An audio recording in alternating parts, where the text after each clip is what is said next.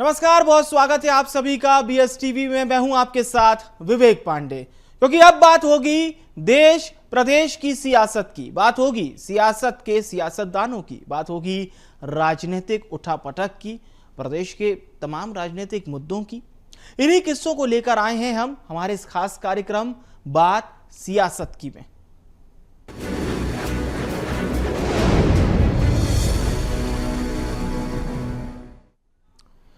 तो छत्तीसगढ़ में 14 नवंबर से धान खरीदी शुरू हो जाएगी, जिस पर विपक्ष पार्टी कांग्रेस ने सवाल खड़े किए हैं। पूर्व मंत्री अमरजीत भगत ने यह कहा है कि 14 नवंबर से धान खरीदी में कालाबाजारी होगी, इसके साथ ही साथ बिचौलियों को भी फायदा होगा। कांग्रेस ने धान के भंडारण, मिलिंग और चावल के उपार्जन पर भी सवाल खड़े किए, तो वहीं बीजेपी ने इस पर पलटवार किया है।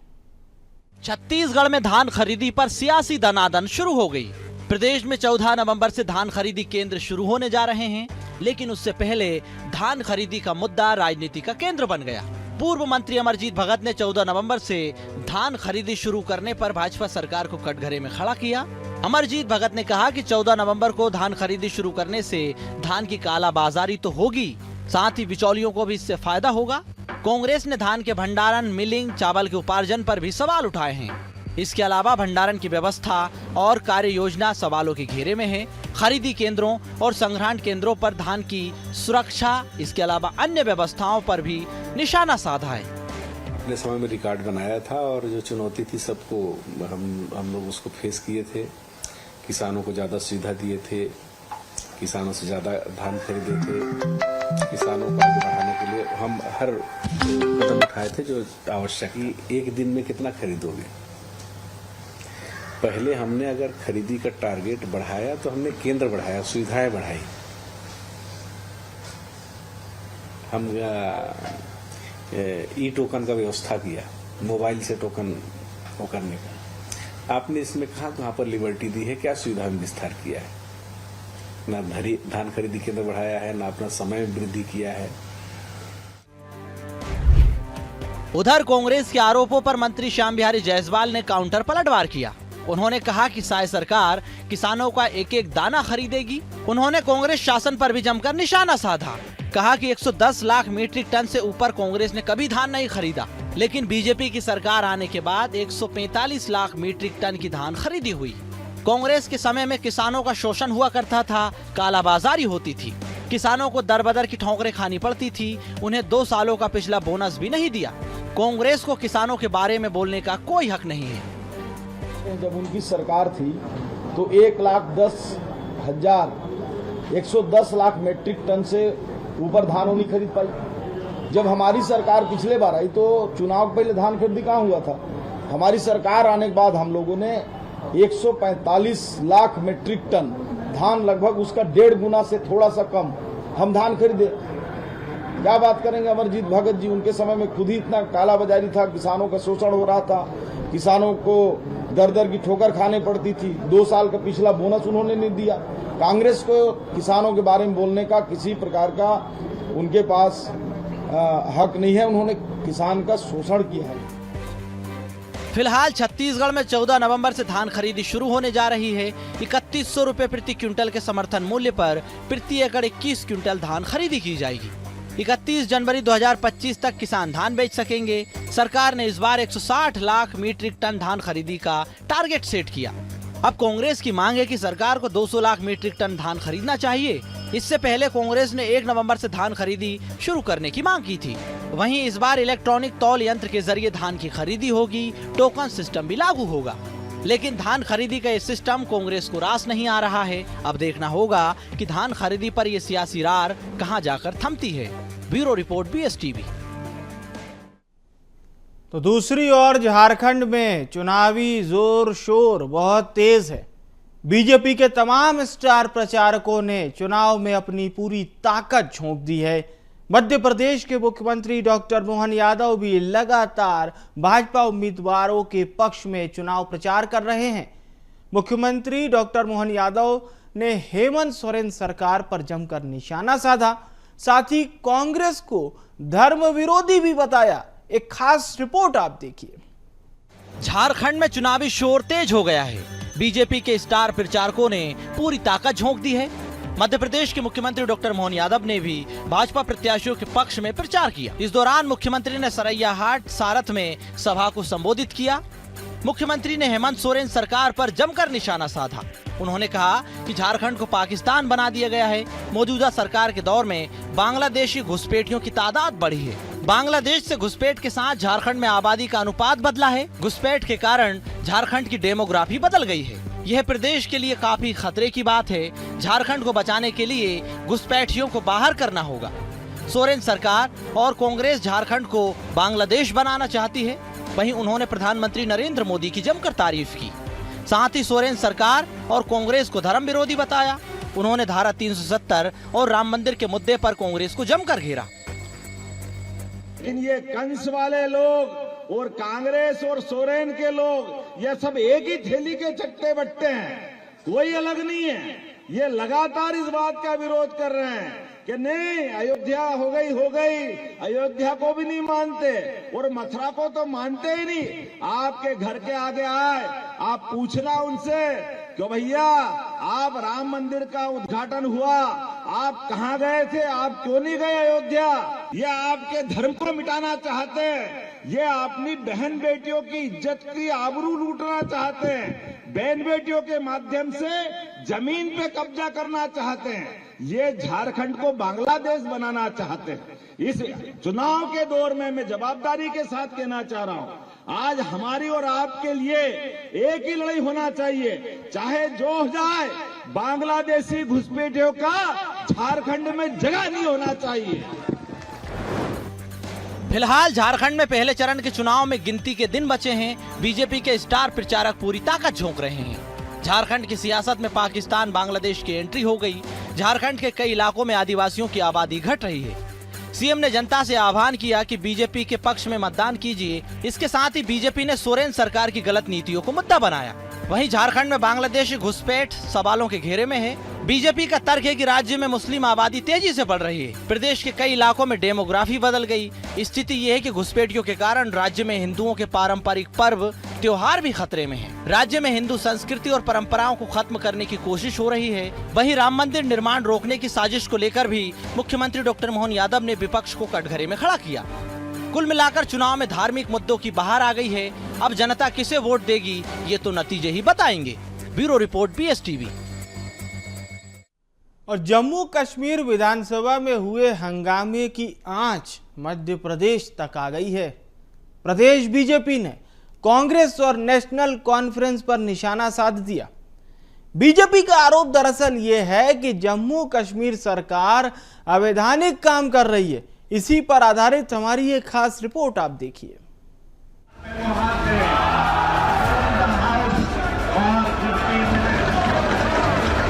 जम्मू कश्मीर सरकार विधानसभा में धारा 370 को बहाल करने का प्रस्ताव लेकर आई, जिस पर विपक्ष में बैठी बीजेपी ने जमकर हंगामा किया।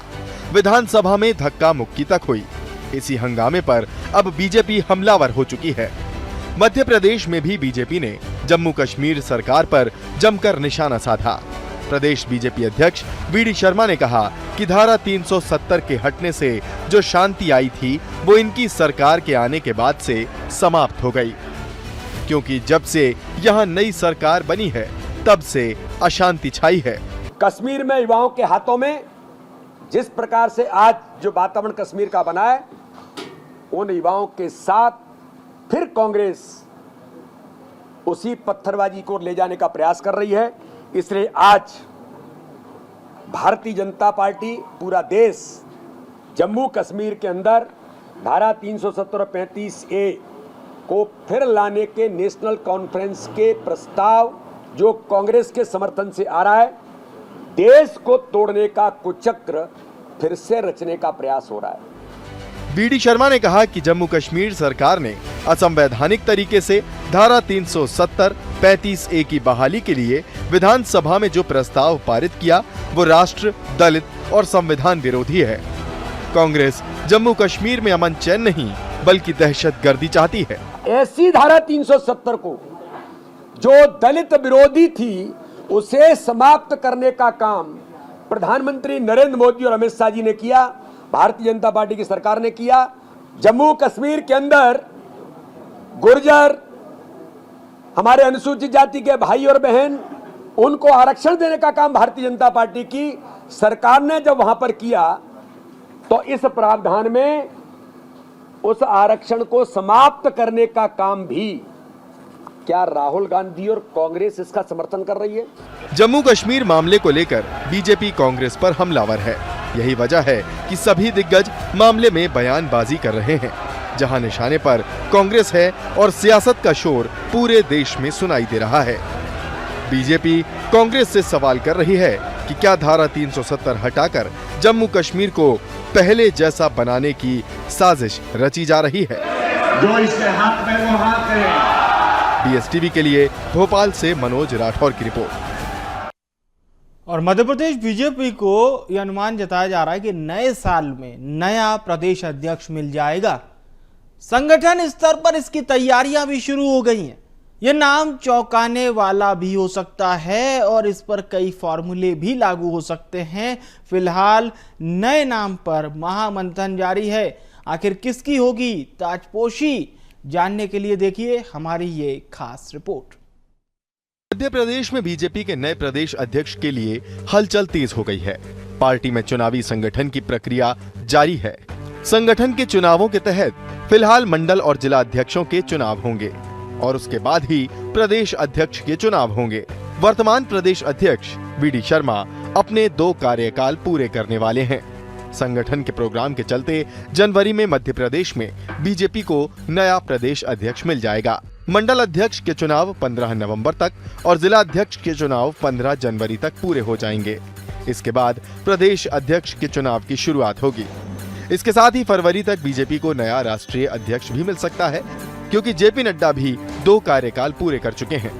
प्रदेश बीजेपी प्रवक्ता सत्येंद्र जैन ने कहा कि बीजेपी संगठन चुनाव की प्रक्रिया चल रही है। पार्टी नियम के तहत चुनाव भी होंगे। संगठन ने सदस्यता का टारगेट भी पूरा किया है। उन्होंने कहा कि संगठन की निरंतर प्रक्रिया चल रही है और हाईकमान के निर्देश में सभी काम हो रहे हैं। सदस्यता अभियान जो रहा है वह किसी भी संगठन का महापर्व होता है। संगठन के अगर स्पंदन होता है, संगठन एक तंत्र है, तो उसमें स्पंदन करने वाले कार्यकर्ता होते हैं और उन कार्यकर्ताओं की सदस्यता का जो भारतीय जनता पार्टी में हर 6 वर्ष बाद रिन्यूअल होता है, एक अद्भुत प्रक्रिया है जो सिर्फ भारतीय जनता पार्टी के संविधान में ही निहित है। तो ये सदस्यता अभियान अब चल ही रहा है पूरे देश भर में सर्वव्यापी, और आप देखिए 10 करोड़ से ज़्यादा सदस्य बन गए हैं। मध्य प्रदेश में जो लक्ष्य दिया गया था केंद्र से, उससे भी हम कहीं आगे निकल गए हैं। कहीं ना कहीं मध्य प्रदेश के संगठन की कुशलता इसमें प्रकट होती है। इस दौड़ में सबसे आगे पूर्व गृह मंत्री नरोत्तम मिश्रा हैं। चुनाव हारने के बाद भी संगठन में सक्रिय हैं। वो न्यू ज्वाइनिंग टोली के संयोजक हैं। इसी दौड़ में आदिवासी फग्गन सिंह कुलस्ते, सुमेर सिंह सोलंकी शामिल हैं। फग्गन सिंह कुलस्ते विधानसभा चुनाव हारकर लोकसभा में जीते। सुमेर सिंह राज्यसभा सांसद हैं। लाल सिंह आर्य का नाम सबसे पहले है। वो 2 चुनाव हारकर भी संगठन में सक्रिय हैं। रेस में देवास सांसद महेंद्र सोलंकी का नाम भी शामिल है।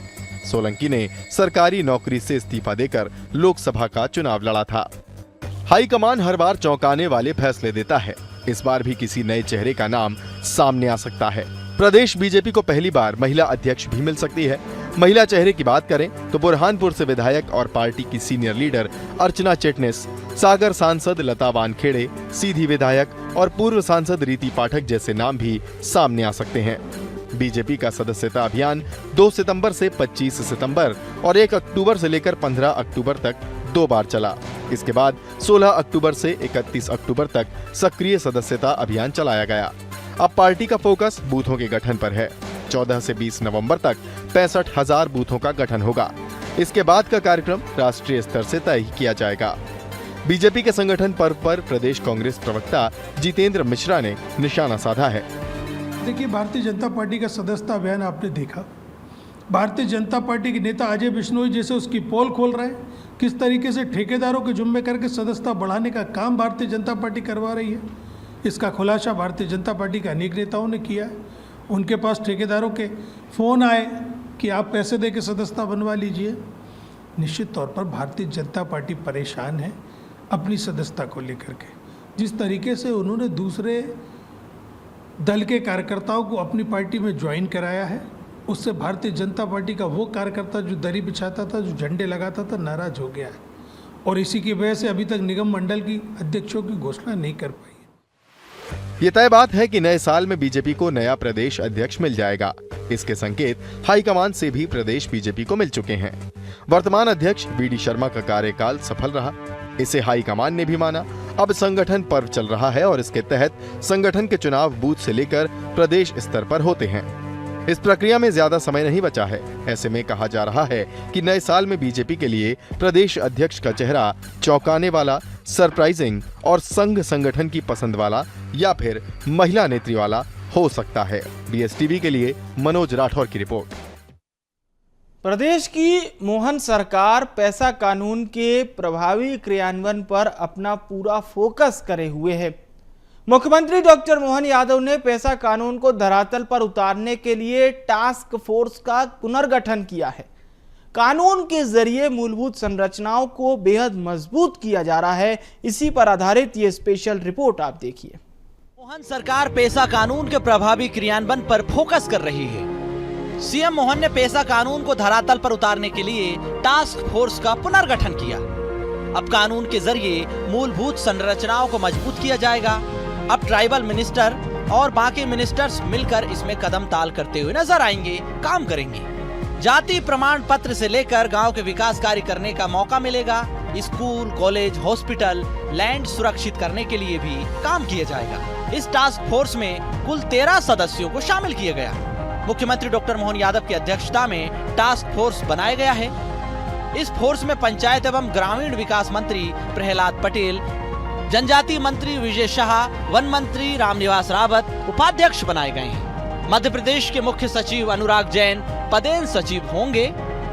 खास बात यह कि समिति का कार्यकाल 2 साल तक के लिए निर्धारित किया गया। सीएम मोहन का कहना है कि सभी मंत्रियों के साथ मिलकर काम करेंगे, सर्वांगीण विकास पर काम किया जाएगा। अपनी ओर से एक बार फिर पैसा कानून से लेकर सारे कानूनों में हम लगातार काम कर रहे हैं और पैसा कानून तो वो कानून है जिसके माध्यम से पूरे गांवों के अंदर विकास करने के लिए एक सीधा मौका मिलेगा। आमतौर पर वन गांवों के अंदर ये बड़ी कठिनाई आती है कि हमारे जो मूलभूत संरचनाओं के लिए खासकर स्कूल, कॉलेज, हॉस्पिटल, इसके लैंड सुरक्षित करने के लिए जगह नहीं होती है। उन सारी चीज़ों पर हम वन कानून के माध्यम से, पैसा कानून के माध्यम से काम करा सकते हैं। इसलिए टास्क फोर्स का गठन कर दिया और हम उस पर काम करें। ध्यान दीजिए तो ये समिति जनजातीय आबादी के बड़े हिस्से को सुशासन प्रदान करने का काम करेगी। पारंपरिक प्रथाओं के अनुरूप उपयुक्त प्रशासनिक ढांचा विकसित किया जाएगा। जनजातीय समुदायों की परंपराओं और रीति रिवाजों की रक्षा और संरक्षण पर काम होगा। पंचायतों को सशक्त बनाया जाएगा। भ्रष्टाचार और गलत आवंटन के मुद्दों का समाधान होगा। जनजातीय भूमि को कानूनी सुरक्षा प्रदान की जाएगी। इसके अलावा समावेशी और सहभागी शासन पर जोर दिया जाएगा।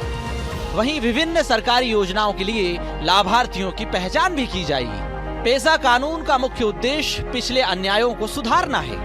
Bureau report, BSTV। तो छत्तीसगढ़ को भगवान राम का ननिहाल भी कहा जाता है क्योंकि यहाँ माता कौशल्या का मायका है। रायपुर के चंदखुरी में माता कौशल्या का भव्य मंदिर है जिसकी प्रदेश भर में एक अलग मान्यता है। और अब चंदखुरी में बनी भगवान राम की मूर्ति पर छत्तीसगढ़ में लगातार किस तरह से सियासत देखने को मिल रही है, उसकी झलकी देखिए आप।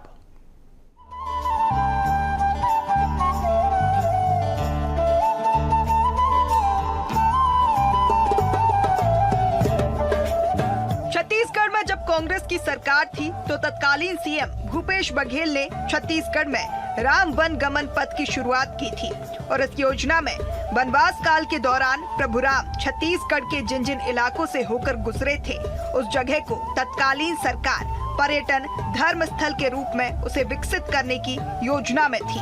तत्कालीन कांग्रेस सरकार ने चंदखुरी में प्रभु राम की 51 फीट ऊंची विशालकाय मूर्ति लगवाई थी, लेकिन उसके कुछ महीने बाद ही छत्तीसगढ़ की बीजेपी ने राम मूर्ति को विकृत बताते हुए इसका विरोध शुरू कर दिया। आरोप यह था कि जो मूर्ति लगाई गई है उसमें भगवान राम के गरिमा के अनुरूप सही स्वरूप नहीं दर्शाया गया है। भगवान राम के नाक और हाथ के साथ ही पैरों की उंगलियों की बनावट सही ढंग से नहीं है। भगवान राम का स्वरूप ऐसा नहीं है। उस दौरान बीजेपी के आरोप पर कांग्रेस ने कहा था कि बीजेपी सिर्फ राम के नाम पर राजनीति करती है। अब छत्तीसगढ़ में भारतीय जनता पार्टी की विष्णुदेव साय सरकार को बने 10 महीने का समय हो चुका है और अब चंदखुरी में बने भगवान राम की मूर्ति को लेकर फिर मुद्दा गरमाया है, क्योंकि चंदखुरी में लगी भगवान राम की यह मूर्ति बीजेपी को पसंद नहीं आ रही है। इसीलिए अब चंदखुरी में भगवान राम की नई 51 फीट की मूर्ति लगाई जाएगी। सूत्रों की माने तो इसकी लागत लगभग 1 करोड़ रुपए के आसपास होगी। इसके लिए ग्वालियर के पहाड़ों से 2 टन के 14 पत्थरों को जोड़कर मूर्ति को आकार दिया जाएगा। छत्तीसगढ़ के शिवरी नारायण और सीतामढ़ी हरिचौरा में लगी मूर्ति की तरह अब चंदखुरी के लिए भी भगवान की मूर्ति बनाई जा रही है। वहीं राम मूर्ति विवाद पर बीजेपी की माने तो उनका कहना है कि कांग्रेस सरकार के वक्त सारे काम गलत हुए हैं। भगवान राम की गरिमा स्वरूप मूर्ति होनी चाहिए। कांग्रेस के नेताओं की माने तो बीजेपी सिर्फ राम के नाम पर जिंदा है, राम के नाम पर राजनीति करती है।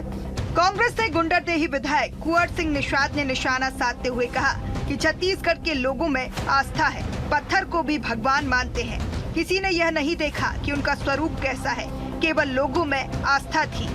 लाखों की संख्या में लोग मूर्ति की पूजा अर्चना करते हैं, लेकिन उसे हटाने का प्रयास किया जा रहा है। तो धर्म के प्रति ये उनकी कुंठित भावना है। ये लोगों को धर्म के नाम पर तोड़ने का काम करते हैं। तो कभी राम के नाम पर, कभी रहीम के नाम पर, कभी मस्जिद के नाम पर, कभी धर्म के नाम पर लड़ाने का प्रयास करते, तो ऐसा छत्तीसगढ़ में नहीं चलेगा। छत्तीसगढ़ की जनता सजग हो चुकी है, जान चुकी है, और मैं तो उन्हें यही कहना चाहता हूं कि ये हमेशा जब जब भी कोई चीजें आती है तो सत्ता कुछ से हटकर, जब इनके पास जब कोई बातें आती है, जब अपने सारी बातों को हटाकर लोगों को धर्म के नाम पर तोड़ने का, धर्म के नाम पर मोड़ने का प्रयास करते, तो मैं इन्हें एक शब्द के माध्यम से यही कहना चाहता हूं कि सत्ता की खातिर मजहब को ढाल बनाने वालों, सत्ता की खातिर मजहब को ढाल बनाने वालों, भूखी बेबस जनता को टेढ़ी चाल चलाने वालों, और एक हाथ में खंजर लेकर एक हाथ में गीता, बोलो कितने राम बनाए और कितनी बन पाई सीता। तो भगवान राम के ननिहाल छत्तीसगढ़ में राम के नाम पर सियासत लगातार देखने को मिल रही है। और अब देखने वाली बात होगी कि चंदखुरी में बनी भगवान राम की मूर्ति पर शुरू हुई यह सियासत कहां जाकर खत्म होती है। Bureau report, BSTV। विजयपुर और बुधनी उपचुनाव से पहले भारतीय जनता पार्टी को एक बड़ी चिंता सता रही है। ऐसा हम इसलिए कह रहे हैं क्योंकि बीते दिनों बीजेपी के राष्ट्रीय संगठन महामंत्री द्वारा ग्वालियर में जो बैठक ली गई थी, उसके दौरान जो आंकड़े बीजेपी के नेताओं को दिखाए गए, उसी के चलते ये हालात बन रहे हैं। किस तरह से, इस रिपोर्ट के जरिए आप देखिए। दरअसल बीते दिनों बीजेपी के राष्ट्रीय संगठन महामंत्री BL संतोष ने ग्वालियर में एक बड़ी बैठक ली। बैठक में भाजपा के प्रदेश अध्यक्ष VD शर्मा और प्रदेश संगठन महामंत्री हितानंद शर्मा भी शामिल हुए। इस दौरान बैठक में BL संतोष ने बीजेपी के सदस्यता अभियान की जमकर तारीफ की, कार्यकर्ताओं की मेहनत को सराहा भी गया। लेकिन इस दौरान उन्होंने एक बड़े मुद्दे पर चिंता जाहिर की। इसके साथ ही कार्यकर्ताओं को उससे जुड़े आंकड़े भी दिखाए हैं, जिसके कारण विजयपुर और बुधनी उपचुनाव का अंदरूनी सियासी गणित, सियासी मिजाज गर्मा गया। आप सोच रहे होंगे कि आखिर ऐसा कौन सा मुद्दा है जो प्रदेश की सियासत में काबिज भाजपा के लिए एक बड़ी चुनौती बन गया है। तो आपको बता दें, ये मुद्दा है अल्पसंख्यक मुस्लिम और SC वर्ग का, क्योंकि इस वर्ग ने बीजेपी से दूरी बनाई है। इसी को लेकर बीजेपी में चिंता की लकीरें अब दिखाई दे रही है। अंदर खाने के साथ ही अब इसकी चर्चा खुलकर नेताओं के बीच हो रही है। BL संतोष ने बैठक में सभी को बताया कि 2018 की कमलनाथ सरकार के समय से लेकर हाल ही में हुए विधानसभा लोकसभा चुनाव के दौरान मुस्लिम और SC वोटर्स ने बीजेपी से दूरी बनाई। सदस्यता अभियान में भी मुस्लिम और SC वर्ग कम संख्या में बीजेपी से जुड़े हैं, सदस्य बने हैं। ऐसे में सभी वर्ग जाति को साथ लेकर पार्टी को आगे आना होगा। सभी कार्यकर्ता पदाधिकारी को मिलकर काम करना होगा। बैठक में BL संतोष ने सभी को सर्वस्पर्शी सर्वव्यापी का मूल मंत्र भी दिया है। लगातार ऐसी क्षेत्रों, मुस्लिम क्षेत्रों में हमारी सदस्य संख्या जो अभी सामान्य सदस्यता जो भाजपा की चल रही थी, कम हुई है। और इसी को लेकर के उन्होंने कार्यकर्ताओं को एक संदेश दिया है और उनसे ये कहा है कि आप सर्वस्पर्शी और सर्वव्यापी बने, ताकि हमारा मुद्दा ये पूरे देश में और पूरे प्रदेश में चलाया जाए। वहीं बीजेपी की इस चिंता पर कांग्रेस भला कैसे चुप बैठ सकती है। कांग्रेस का कहना है कि बीजेपी की केंद्र और प्रदेश की नीतियों की वजह से मुस्लिम और SC वर्ग प्रताड़ित है। बीजेपी ने दोनों वर्गों को परेशान कर रखा है। वहीं उन्होंने कहा कि कांग्रेस ने इन दोनों वर्गों के उत्थान के लिए काम किया। यही वजह है कि दोनों वर्ग कांग्रेस के साथ हमेशा से खड़े रहते हैं। अब बीजेपी को इसकी वजह से चिंता सताने लगी है। कांग्रेस ने दावा किया है कि अब वो समय दूर नहीं है जब प्रदेश में कांग्रेस की सरकार होगी। देखिए, BL संतोष जी और भारतीय जनता पार्टी को ये चीज़ स्पष्ट समझ जाना चाहिए कि इस देश और प्रदेश का जो वंचित वर्ग है, चाहे वो अल्पसंख्यक वर्ग हो, अनुसूचित जाति का वर्ग हो, अनुसूचित जनजाति का वर्ग हो, वो भारतीय जनता पार्टी से कभी कनेक्ट नहीं हुआ। क्योंकि उस भारतीय जनता पार्टी की जो नीतियां हैं, उनकी सरकार की नीतियां हैं, वो इन वर्ग को परेशान करने वाली नीतियां हैं, इनका उत्थान करने वाली नीतियां नहीं है भारतीय जनता पार्टी की। वो हमेशा वो उत्थान करने का काम कांग्रेस पार्टी और उसकी सरकारों ने किया। इसलिए ये वर्ग भारतीय जनता पार्टी से न जुड़ते हुए कांग्रेस पार्टी के साथ आज भी मजबूती के साथ खड़ा है।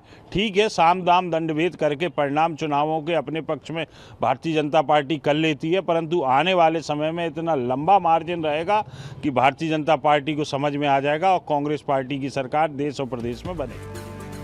गौरतलब है कि प्रदेश में बुधनी और विजयपुर सीट पर उपचुनाव हो रहा है। यही वजह है कि प्रदेश के विधानसभा और लोकसभा चुनाव में रिकॉर्ड सीट जीतने वाली बीजेपी इन दोनों सीट पर हो रहे उपचुनाव में बड़ी जीत हासिल करने के प्रयास में जुटी हुई है। ग्वालियर से प्रहलाद सेन की रिपोर्ट। और फिलहाल के लिए इस खास कार्यक्रम में इतना ही। खबरों में बने रहने के लिए देखते रहिए BS TV।